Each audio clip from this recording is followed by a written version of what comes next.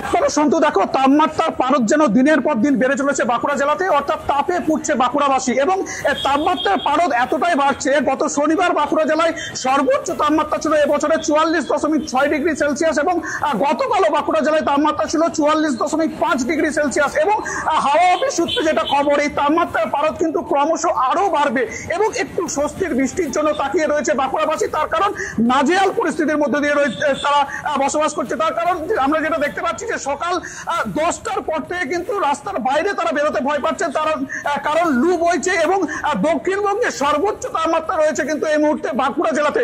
অর্থাৎ সাধারণ মানুষ কতটা নাজেহাল পরিস্থিতির মধ্যে দিয়ে বসবাস করছে আর জীবনযাপন করছে, আমি জানার চেষ্টা করবো, একটু হিন্ট নেওয়ার চেষ্টা করবো যে এই গরমে কতটা অসুবিধায় পড়তে হচ্ছে। অনেক অসুবিধে পড়ছি, অনেকটাই এমনই অসুবিধে যে 10টার পর থেকে মানে আর বাইরে বেরোনো যাচ্ছে না।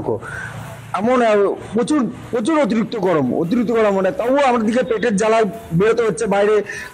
মানে কি আর বলবো আপনাকে এই কথাটা। কালকে যে বোলেরপুরে একজন ওই গরমেতে হাটমাল করে মারা গেল, বোলেরপুরেতে হাটমাল করে হঠাৎ, এমনই অবস্থা।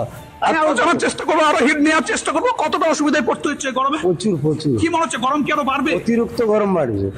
আর কালকের যা তাপমাত্রা, আর আজকে সকাল থেকে মোটামুটি আজকেই মনে হচ্ছে 35-40 ডিগ্রি এই সকালের দিকে।